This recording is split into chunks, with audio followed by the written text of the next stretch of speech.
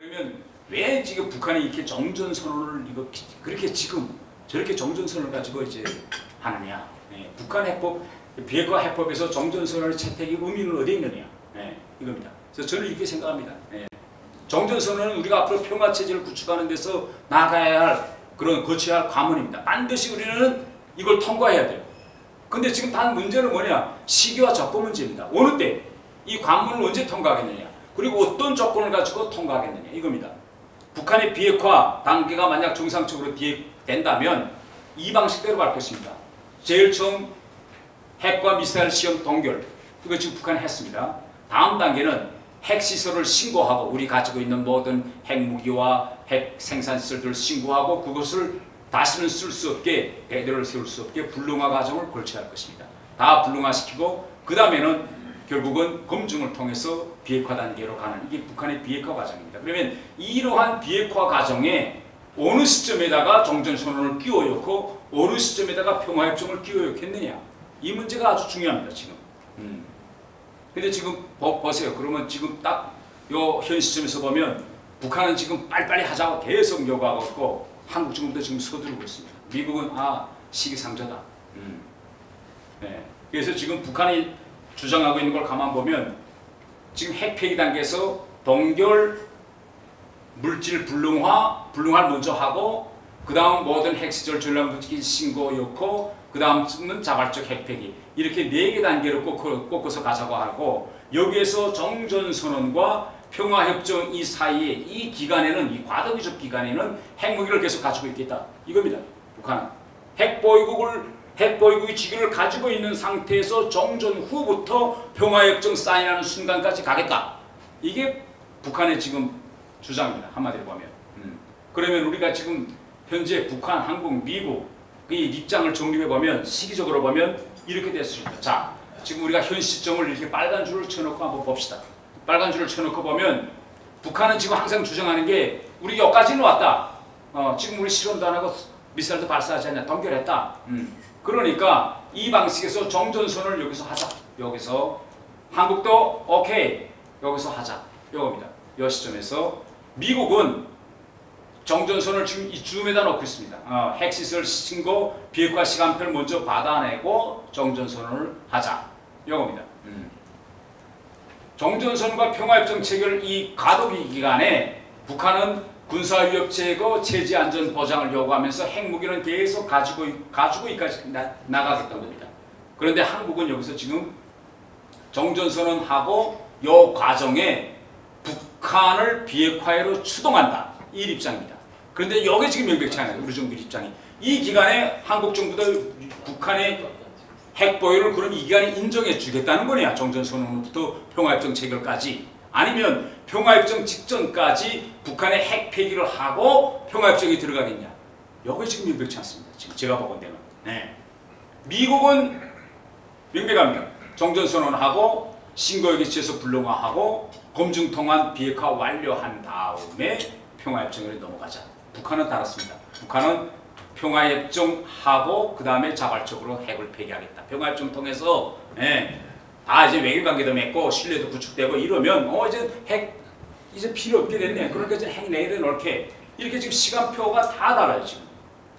전문가들은 일부 전문가들은 이 시기를 이까지 정전선언 시기로까지 늦춥니다. 정전선언을 하면 절대 안 된다. 북한의 비핵화 다 완료 직전 적어도 70~80% 북한의 핵무기를 걷어낸 다음 정전선언을 하자. 그 다음에 평화협정 하면 안 된다. 검증 통해서 없는가 있는가 확인하고 그 다음에 평화협정 가자. 평화협정을 조금 더 뒤로 밀어놓자. 이런 시점 문제가 지금 있습니다. 그러면 북한의 속심이 뭐냐. 정전선언 채택에서 이게 지금 한국에서 지금 2가지 주장이 존재하고 있습니다.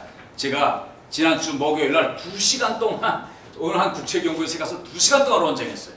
이거 정전선언 제가 현 시점에서 저렇게 막 사인하면 안 된다. 근데 그 국책연구소에서는 해야 된다. 이게 왜 해야 되느냐. 정전선언은 첫째 정치적 선언이기 때문에 아무런 별 의미 없다. 그러니까 이 별 의미 없는 거 사인해서 한 번 더 북한을 좀 더 끌어내야 되잖아요. 지금 가만히 있으면 자네가 정전선언 안 하면 안 한다고 저렇게 깍 버티고 있는데 그럼 가만 둬두겠느냐. 그리고 정전선언이라는 거 정치적 선언이고 아무런 법적 구속력이 없기 때문에 큰 별 문제 없는 거다. 괜히 이거 진짜 큰 의미도 없는 걸 가지고 너무 떠든다 이거. 그대로 가자 이게. 그래서 제가 그대로 가면 안 된다.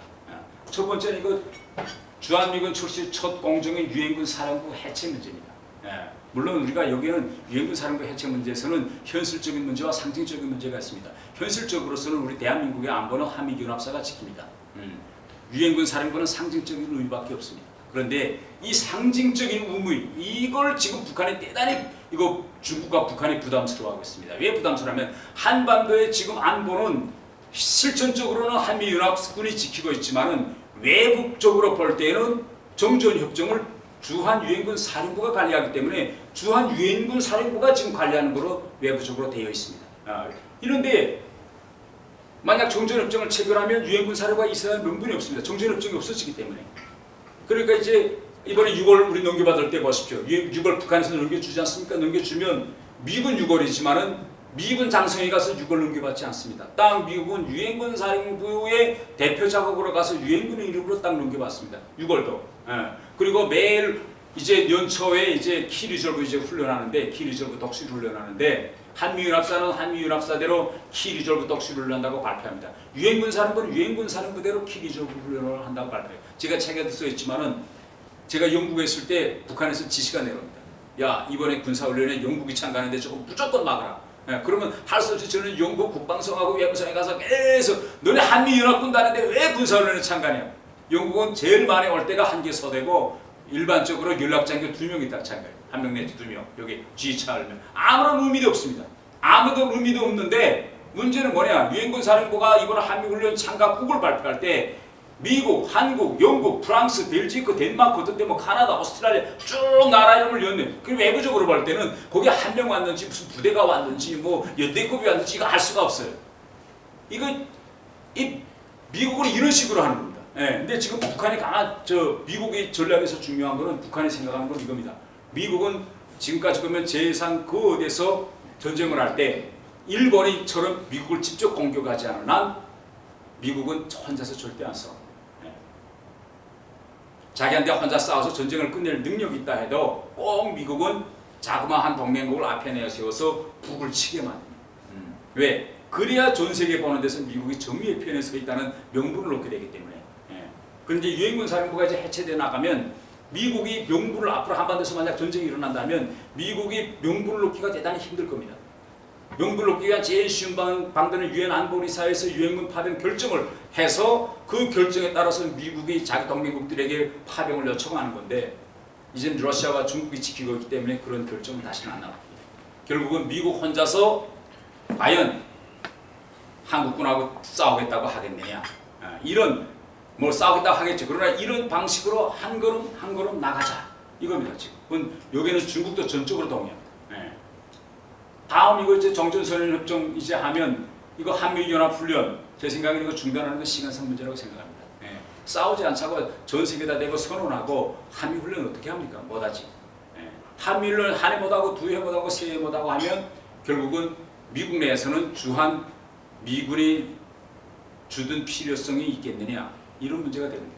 마지막 세 번째는 이게 NLL 문제입니다. 이거 지금 NLL 문제 가지고 제가 국책연구소 가서 이제 다퉜는데 지금 한국에서 일반적으로 NLL 문제 관련해서 이겁니다. NLL 문제 NLL 자체가 좀 약간 합법성이 없다. 명분이 없다. 이게 한국에서 많은 학자들이 주장입니다. 그런데 실질적으로 이건 한국이 주장만이 아니라 국제적으로도 이렇게 주장하는 사람들이 대단히 많습니다. 북한이 지난 시기에 국제해양법위원회, 런던에 있을 때 제가 런던에 있을 때 IMO 국제 해사기구 여기에 가서 이 문제를 계속 토의했는데 문제는 뭐냐? 많은 국제법, 해양법 전문가들이 이야기합니다. 당신의 말 좀 이해가 간다. 그럴 수도 있겠다. 그런데 이 문제에서 이게 유엔군 사령부 문제하고 뭐가 다르냐? 외교 실무적으로 이겁니다. 외국에서 우리가 가서 막 항의하고 이거 재설정해야 된다 하면 그건 그런데 왜 그럼 그때 50년대에 그 유엔군 사령부에서 당신들한테 통지했을 때 왜 그때 가만히 있었느냐 이겁니다. 국제적으로 일반적으로 대방 일방적으로 통제했을 때 5년 이상 가만히 있으면 현실적인로 묵시 인정으로 됩니다. 근데 5년도 아니고 북한이 처음으로 이 문제를 들고 나는 게 1973년입니다. 그러니까 20년 동안 당신네가 이걸 가지고 그 어디에도 국제기구에도 문제시 않고 가만히 있었다는 거는 당신들한테서 무슨 득이 있었길래 가만히 있지 않았느냐. 이게 왜 8월 30일 날 유엔군 사령관 클라크가 중공군과 북한에 통보했을 때 왜 가만히 있었느냐. 첫 번째 이겁니다. 두 번째 문제는 뭐냐. 이거 국제법적으로 이 유엔의 이 유엔 해양법에 따라서 지금 북한이 이거 다시 긋자고 하는데 유엔의 모든 법 구조를 들여다보면 유엔법이 있고 거기에 특별법이라는 게 있습니다. 그 특별법 중에 하나가 뭐냐면 전시 상황에서의 유엔이 적용하는 특별법입니다. 예를 들면 실례로 전쟁이 붙으면 국가가 인정한 전 세계적으로 인정한 국가의 정전 국경선이 실제 전쟁 상태에서는 그대로 지켜지지 않을 때가 많습니다. 뭐 A와 B가 싸움 붙었다 하면 A가 밀고 들어가서 국경선보다 더 들어갈 수도 있고 B가 밀고 들어가서 더 오히려 밀려 나왔을 수도 있습니다. 이런 상황에서 정전협정이나 휴전협정을 맺을 때 유엔은 특별법을 적용합니다. 그렇다고 해서 야 싸움 중지해 정전의 원래 싸우던 위치로 되돌아가 이렇게 하면 싸움이 안 되니까 우리 옛날 6.25 때도 그렇게 하지 않았어요? 6.25 때 38선으로 돌아가지 않지 않았어요? 현 시점에서 임시로 싸움 멈춰 이겁니다. 그렇기 때문에 아무리 국제적으로 공인된 국경선이 있다고 하더라도 임시적으로 싸움을 멈출 때는 특별법을 제정해서 특별한 선을 구워놓는다. 그런데 유엔 헌장은 어떻게 됐습니까? 유엔 헌장은 전 세계의 모든 평화와 안전의 존중 기초는 국가자치권 존중입니다. 국가자치권을 존중의 기초에서 평화가 유지된다. 국가자치권 존중의 첫 번째는 국경선 인정입니다.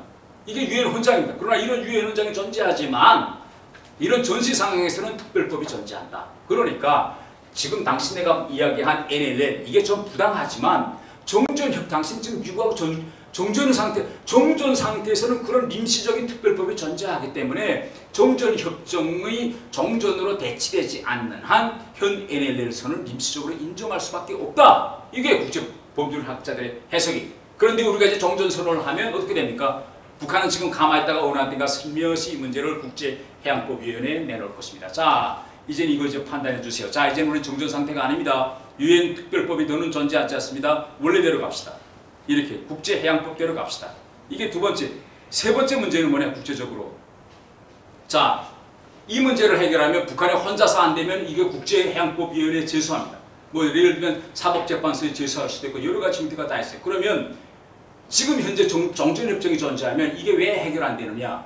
이거 유엔 해양법 분등선 원칙에 따라서 이 문제를 해결하면 유엔 해양법 위원회가 개입해야 되는데 유엔 어떤 유엔 산하 기구도 유엔을 상대로 해서 이 문제를 제소하거나 부당성을 까발칠 수는 없습니다. 유엔 기구 안 하겠어. 그런데 지금 유엔 군사령부가 존재하기 때문에 유엔 해양법 위원회에서 법률가들이 이 문제를 이용하고 이거 유엔이 잘못했다 이렇게 말할 수 없는 게 법률적으로 절대 유엔 산하에서. 그러니까 유엔 해양법 전문가들은 뭘 이야기하느냐 항상 그러지 말고 빨리 그 정전협정을 해서 정전협정을 없애주세요. 그럼 유엔 군사령부 없어집니다. 그러면 유엔을 상대해서 유엔 해양법위원회가 개입하는 게 아니라 결국은 남과 북의 진짜 정의의 판단에서 이 문제를 해결하자. 이렇게 유엔을 끌어들일 수가 있어요. 북한의 다음 단계로서는. 네. 이런 여러 가지 복잡한 문제들이 이제 일어날 것입니다. 네. 그리고 이제 마지막에는 정전 이제 문제인데 정전선언에서 가장 중요한 것은 그겁니다. 싸우지 말자고 서로 전 세계에다 대고 선언하는 거 아닙니까? 선언하면 결국은 뭐냐, 북한의 핵무기까지 개발했는데 이걸 핵을 폐기하겠다는 약속 하나 받아내지 못하고 싸우지 않겠다는 거를 중국, 북한, 미국, 한국 4개국이 합의해서 선포해버리면 현 북한 핵투소를 우리가 인정해 주는 거로 됩니다. 북한은 자연스럽게 현재 북한의 핵보유국주의를 인정받는 거로 됩니다. 예. 이게 제가 지금 이게 문제입니다. 지금 북한은 국제법적으로 지금 들고 다니는 국제해양법위원회, 국제해사기구에 가서 이렇게 붙잡아 합니다. 예. 많은 국제해양법 전문가들이 북한의 주장에 동조하고 있어요. 지금. 네, 이제 빨리빨리 끝내겠습니다. 다 됐습니다. 자, 그래서 저는 이제 3차 남북 정상회담도 하고 한다는데 이제 뭐 폼페오가 가는 건 이제는 캔슬됐으니까 폼페오가 이제 다시 지나 또 미국이 또 북한이 또 뭐 입장을 밝혀서 폼페이오가 가겠는지 모르겠습니다. 근데 우리 정부로서는 저는 이제라도 지금 이 정전선언 문제, 정전선언이 지금 현재 북한 비핵화와 갈라져 있기 때문에 어떻게 하면 이번에 김정은을 잘 가서 이야기시켜서 이 정전선언과 북한 비핵화를 적어도 정전선언을 한다면 이거 한 바구니에 담아야 한다고 저는 생각합니다. 정전선언의 한 구절이라도 우리가 지금 아직 한 문장도 우리 못 받아냈잖아요. 한 구절이라도 뭐 첫 번째 뭘로 두 번째든 세 번째든 북한은 정전에 합의하면서 자기가 가지고 있는 미래에 가지고 있는 모든 핵시설과 핵무기를 폐기하겠다는 걸 선언한다. 이런 선언문이라도 우리가 받아내야 됩니다. 그래야 앞으로 북한이 비핵화를 안 하는 경우 우리가 이 북한을 답으로 댈 수 있는 이런 문건이 있습니다. 지금까지는 한 문건이 문장 하나도 없어요. 지금 북한이 비핵화하겠다는 한반도 비핵화만 있지. 다음은 이제 북한의 신경제 전략을 이제 제가 간단히 이야기하겠습니다. 총적으로 놓고 보면 다 이거 알겠지만 북한은 지금 현재 김정은도 북한의 이 경제적 한계점을 느꼈다고 저는 봅니다. 그래서 최근에 보면 북한은 지금 어떻게 하면 경제 특구, 관광 이 방향으로 지금 가려고 하고 지금 하는 것입니다. 그다음 지금 보면 김정은이가 지금 최근에 보면 이거 원산 지금 이거 갈마 이거 지금 170동을 지었다고 합니다. 1년 동안에 이거 완전히 영양을 투입해 가지고 굉장히 건설했습니다. 이거 보세요. 명사심리 앞바다에.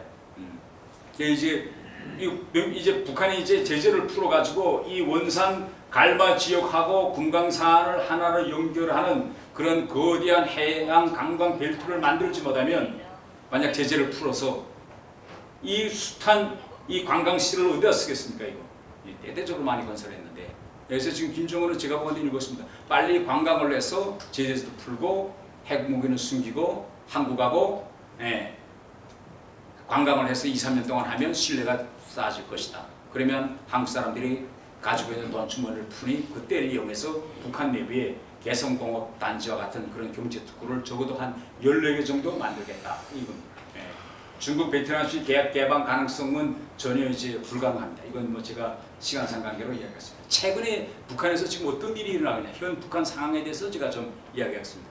최근에 북한에서 지금 저는 우리가 지금 아주 중요한 위치까지 왔다고 생각합니다. 우선 첫 번째로서 지난해 제재를 가해서 결국은 북한이 핵을 공개적으로 하겠다고 지금 말을 못하고 지금 핵 보유국이란 구호를 내려온 거 이거 대단히 큰 성과입니다.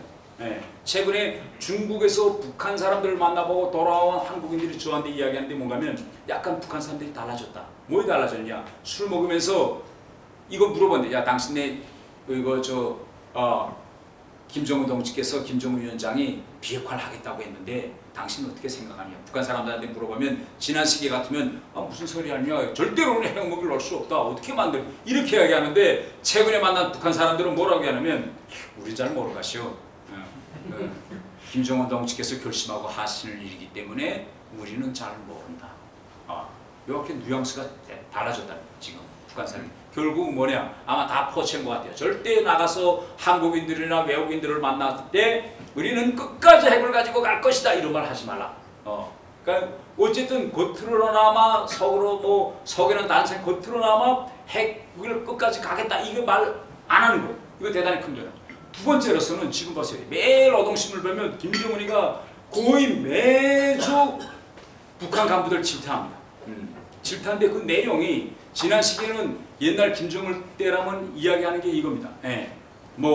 전 혁명적 열이 발동해서 일 좀 잘해라 이런 식인데 최근에는 뭔가 하면 김정은이 타격이 이 구조적인 북한 구조를 때려요 지금.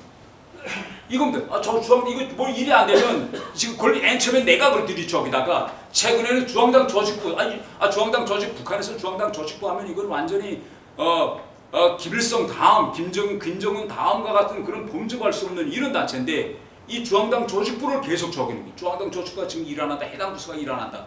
결국은 이거 뭐냐?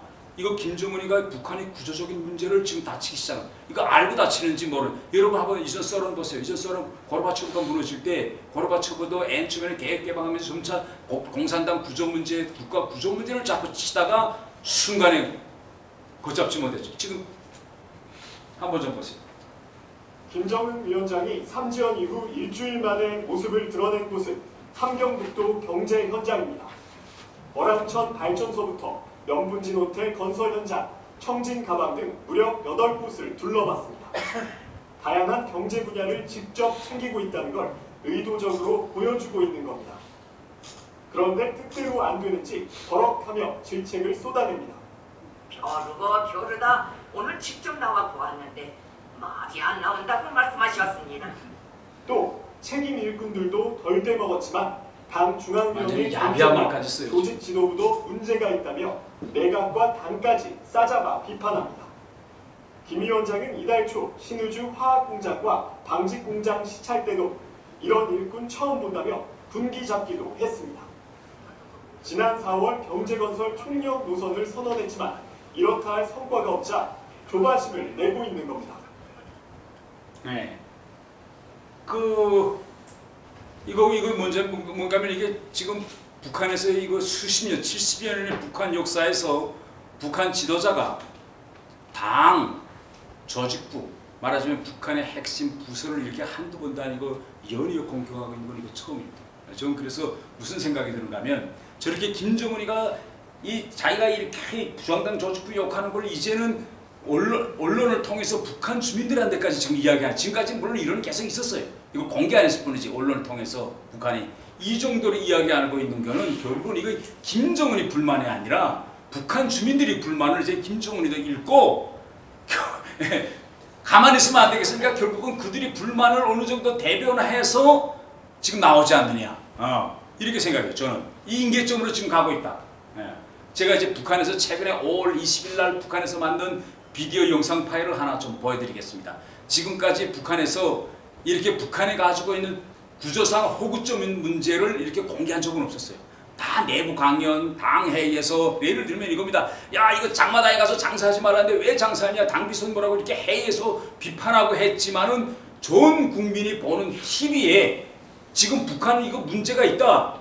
이 장사하는 사람들, 뭐 애들 이거 무슨 한국 영화 파는 사람들, 이 밑에 사람들한테 문제가 있는 게 아니라 바로 이걸 방치하는 당, 학교, 청년동맹 정치 저지, 사법, 검찰, 말하자면 이 구조적인 문제가 있다 하는 걸 이제 북한이 TV에서 이야기해요. 이거 공개적으로. 이거 한번 보십시오.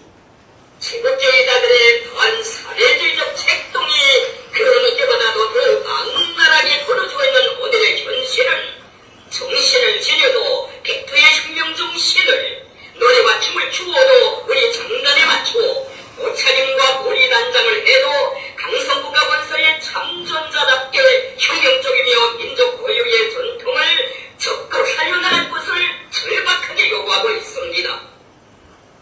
그런데 지금 일부 주민들, 특히 강성국가 건설에 돌격돼 주력이 되어야 할 청년들이 적들이 던져주는 미끼를 아무런 꺼리낌도 없이 받아 물고 적들이 하자는 대로 놀아대고 있는 것입니다. 바로 그 매개자는 불선 상품을 밀수하여 개인 판매원들에게 나누어주고 유표시키고 있는 돈의 환장이 된 사람들입니다. 이색적인 상표가 붙은 상품을 사판으로 끌어내려 청년들을 유혹시켜 그들의 사상 정신 상태를 부려놓고 있는 이런 상적 행위는 제 주머니를 볼 적이 있겠지만은 철두철미 이것은 적들을 도와주는 이득 행위입니다. 이 청년을 좀 보십시오. 이름 한성민, 평성시 역전동 42인민반, 이동민의 성내예는 여러분들이 다 보시다시피 십자가가 새겨진 그림이 있는 데다가 글자가 차마 입에 올리기도 역겹고 메스꺼운 부르주아지들의 생활 풍습을 반영한 호황한 차림새입니다. 이 청년동맹 조직은 도대체 무엇을 하고 있으며 단 조직은 이런 자본주의 풍조에 빠지도록 무엇을 하고 있는지 이해가 되질 않습니다.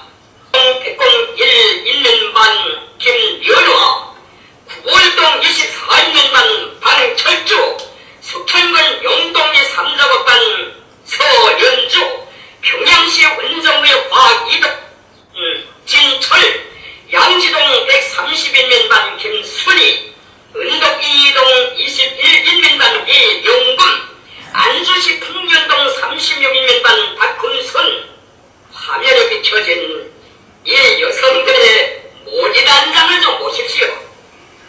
모리단장은 물론 차림새가 너무나도 괴상망측하여 이들이 과연 조선 사람이 옳긴 옳은가?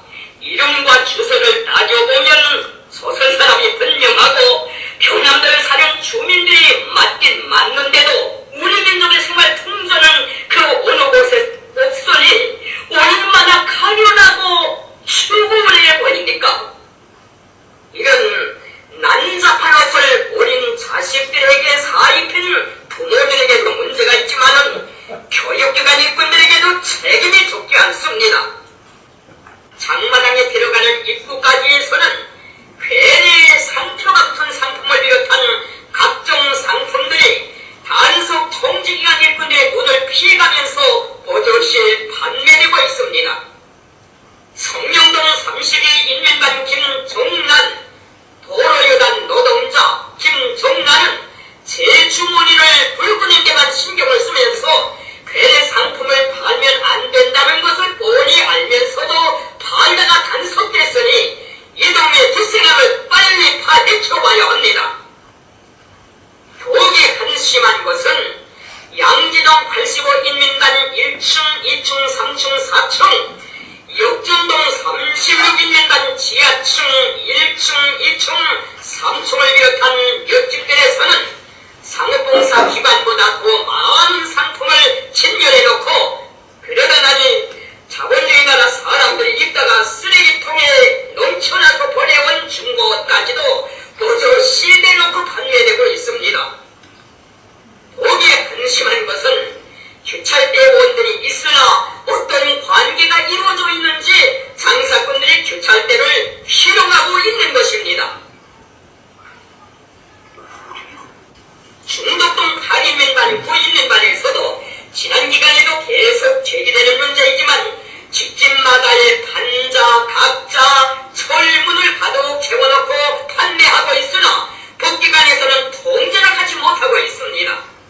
지금 가두 인민반원들이 아침 점심밥을 싸가지고 농장불을 하려 나가 떼약볕에서 모리기를 진행하고 있으나 식성상점을 비롯한 상점들에서는 오후 4시 이후에 상점을 열게 돼 있지만 특수기관이 호세를 부리면서 농촌집을 한 번 나가지 않고 상업봉사활동을 교묘한 방법으로 진행하고 있으니 이들을 어떻게 용서할 수 있겠는가? 장마당도 문제성이 있습니다. 부지깽이도 뛴다는 계절에 골목골목 창고마다에 상품들을 가득히 채워놓고 공업품, 잡화, 식료품을 팔고 있는데 이 지역 주민들의 정신 상태는 나라가 어떻게 되든 자기 자신의 돈 주머니만 채우면 된다는 자본주의 사상이 벌써에 꽉 들어찬 사람들입니다. 이게 지금 이게 무슨 문제냐면 지금까지는 이렇게 투쟁을 계속 했습니다.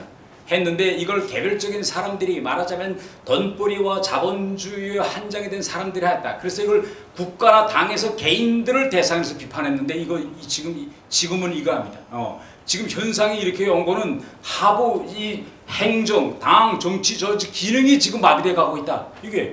이거 지금 큰일 났다. 지금 당 이자 있죠. 당, 청년동맹, 정치 조직들이 지금 가만히 있다.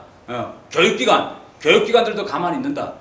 법기관, 사법, 검찰, 보위, 안전 이런 법기관도 지금 가만히 있는다. 장마당 그만큼 이거 하지 말라는데 뽀젓이 한다. 예, 상점 오후 모닝기간에 4시 전에는 오후 4시 전에 열지 말고 다 나가라고 했는데 내려가 보니까 몽땅 다 상점 열어놓고 다 장사한다. 집들 옛날에 이제 한국 상품 같은 거 밑에다 놓고 조용히 팔았어요. 와서 예를 들면 뭐 사람들한테서 좀 덩깨 있는 사람이 오면 조용히 북한에서는 아랫동네다 그러거든요. 예, 아랫동네에 소라수 있는데 한번 보겠어요? 뭐 이러면 하면 조용히. 근데 이거 이제 조용한 정도가 아니라 집에다 차려놓고 이제는 이렇게 하는 거예요. 이거. 그러니까 지금 불의의 주황에서 이제 지방에다 아무리 지방에다 맡겨놓으면 이제 멈춰 안 서요. 그러니까 이제 주황에서 검열대가 내려가서 그것도 영상으로 찍어가지고 전국에 지금 방영하는 거예요. 예. 자, 이거 지금 8월 20일 날 매향산 우려기 공장 사찰 시에 또 최근에 이제 김정은이가 이제 비판했는데 또 중앙당 조직부 다 이야기했는데 여기서 지금 가장 중요한 건 뭔가 하면 김정은이가 이거 지금 북한에서 이 김정은이 표현을 그대로 말하면 이겁니다. 동물도 동면 한해한다. 그런데 북한에서 보건부는 몇 년째 지금 동면하고 있다. 그러니까 몇 년째 지금 개질이 없다는 거예요. 예.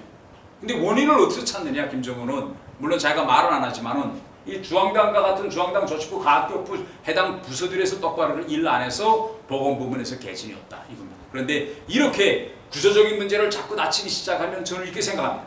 어느 한때가 사람들은 아니 그럼 중앙당 조직부가 최고직위원인데 조직부가 일 안 해서 지금 이렇게 보건부문에 일이 안 되느냐 병원이 일이 그래서 이게 지금 이렇게 낙후하냐 우리가 사람 이런 일이 계속 반복되는 어느 순간 사람들은 의문을 제기합니다. 실제는 뭡니까? 이거 무상치료제 북한에서 이거 전혀 허울뿐의 비현실적인 무상치료제 구조적인 문제거든요. 예. 이제 다 유료화로 넘어갔는데 의사들도 이제 다 겉으로는 권력에 있기 때문에 무상치료제에 순종하는 것 같지만 지금 환자 한 번 치료해 주곤 다 대가를 받습니다. 돈을 받든 담배를 받든 뭐 물건을 받든. 그런데 그 돈이 한국이나 이 자본주의 사회처럼 정상적인 유로화 체계에서 국가의 돈이 집중된다고 모르겠는데 개인이 다 가지고 자기 생존해 주기 때문에 국가에는 돈이 들어가지 않고 있어요. 지금 오늘 노동신문 하나 제가 좀 봅시다. 자, 그래서 저는 이렇게 생각합니다. 현 북한 현실에 대해서 우리가 결론 지으면 저는 앞으로 북한은 절대 고난의 행군 시기 같은 90년대 같은 그런 난간으로 돌아 안 갑니다. 이제는.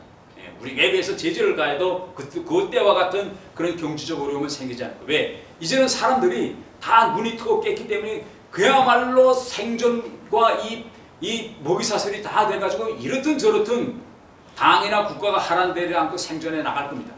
이런 형식으로 계속 나갈 거죠. 그런데 저는 봉기든 혁명이든 사람들이 굶어서 일어나기보다는 저는 현 상태에서 지금과 같은 구조적인 문제, 정치적인 정책을 가지고서는 북한이 더 잘 살 수 없다. 이런 인식이 보편화되고 또 한국이라는 이런 외부로부터의 정부가 계속 유입되기 시작하면 현 상황보다 나은 대안이 있다. 북한 사람들 점차 한국처럼 자본주의식으로 이렇게 가면 되지 않겠느냐. 보건부는 이제 김정은이가 구조를 타격했거든요. 보건부는 몇 년째 지금 아유 악하다. 이제 모양산 의료기 공장 가서 뭐라고 말해요? 의료기 공장이다 이건 마구간이다. 이런 식으로 자꾸 북한 허점을 이제 김정은 자체가 드러내니까 사람들은 이제 그러면 대안이 뭐냐? 대안을 찾을 겁니다 이제 당으로부터. 그런데 문제는 대안이 뭐냐 이게 지금 저는 이 한국이라는 이거 요인 때문에 북한이 중국이나 베트남처럼 이런 개혁 전면적인 개혁 개방으로 가지 못할 것이라고 저는 생각합니다. 왜? 이 한국이라는 존재 때로 인해서 북한의 문제점들이 이제 점점 드러나기 시작하고 한국과의 통일만 되면 북한 사람들이 저들이 안고 있는 이러한 경제적 악성 생활의 궁핍이 말하자면 한국과 통일되면 일시에 해소될 수 있다는 그런 착각에 빠져가지고 그 어느 한때가 이제 들고 일어나지 않겠느냐 저는 이렇게 지금 생각합니다. 그래서 이러한 시스템을 지금 북한이 유지하려면 오직 한 가지 방법밖에 없습니다. 외부로부터 정보를 이제 봐온 것처럼 정보 유입을 차단시키고 내부 통제를 더 강화하는 방법밖에 없습니다. 이거 가장 특징적인 건 뭔가 지금 오늘 현재 북한이 이산가족상봉 지금 2차까지 끝났는데 북한 노동신문 이걸 보도하는데요. 지난 시간 때문에 이렇게 안 했습니다. 이산가족 상봉하면 뭐 6.15 공동 선언에 따라서 뭐 그 이행조치로서 가족 상봉해서 가족들 뭐 이렇게 했는데 지금 오늘까지도 오직 북한 사람들이 볼 수 없는 조선중앙통신과 인터넷, 조선중앙통신과 인터넷 우리 민족끼리만 간단히 보고 갔지 노동신문과 북한 TV 같이 북한 사람들이 알 수 있는 매체를 통해서 아직까지도 보도를 못하고 있어요. 왜? 결국 북한 문화 이거 이산가족 문제 상봉이 이루어졌다는 사실이 국내에 알려지면 이것이 과연 아무리 이것이 무슨 4.27 판문점 선언의 이행의 성과라고 뭐 거기다 미사력을 붙여도 듣는 사람은 그렇게 듣지 않을 것이다. 북한 주민들이 왜? 인식이 상당히 변했다는 걸 김정은도 인정하고 북한 당도 인정하고 있는 겁니다. 북한 사람들 어떻게 들을까 이산가족 문제? 저는 이렇게 생각합니다. 이산가족 했다 하면 야, 그 한국의 친척 만난 놈들은 좋겠구나. 돈 좀 받았겠지. 이렇게 부러운 말부터 먼저 나올 겁니다. 오늘 노동신문에 이런 기사가 하나 나왔어요. 저는 이 기사가 오늘 그 대표님께서 방송 이제 하겠다는 그 이야기인데, 오늘 뭐하면 부르주아 사상 문화를 허용하면 나라가 망한다는 기사예요. 그러니까 지금까지 북한은 우리는 핵무기 가지고 있고 뭘 가지고 있고 철통과 일심단결된 통일단결했기 때문에 우리 사회주의들은 뭐 영원 불멸하다 이렇게 이야기했는데 최근에는 뭐냐, 이거 사상 문화 이 침체 때문에 북한이 망할 수도 있다. 그렇기 때문에 정신 차려야 한다. 오늘 노동신문 기사입니다. 그럼 기사 안에 어떤 내용인가 한번 봅시다. 자, 이거예요. 기사 내용 제가 크게 이거 망하지 않으려면 북한이 문화예술을 통한 지역주자들의 사상문화적 침투를 철저히 막아야 한다. 이겁니다.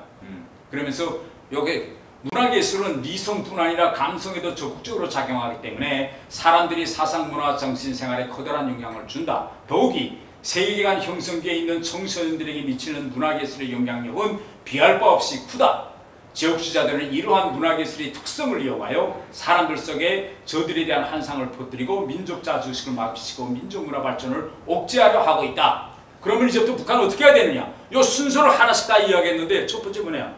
방송을 통한 침투 막아야 된다. 이게 그래서 지금 데일리 이거 저 미래 한국의 아주 어른 방향 방송을 통한 문화 침투를 막아야 된다. 왜? 방송은 다른 나라들을 대상 방송을 넘치고 반나절씩 불어대는데 이런 조건에서 사람들이 그를 각성 있게 대하도록 해야 된다. 그러니까 처음에 방송, 라디오 방송 이거 뭐 어떻게 해야 된다.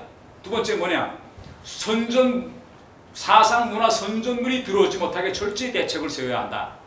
지금 지역주자들은 엽기적이고 대표적인 내용들을 엮어진 도서, 잡지, 사진, 그림, 영화, 음악, 휴대용 기업기, 이건 USB 말합니다. 휴대용 기업기들을 다른 나라들에 대대적으로 들여보내고 있다.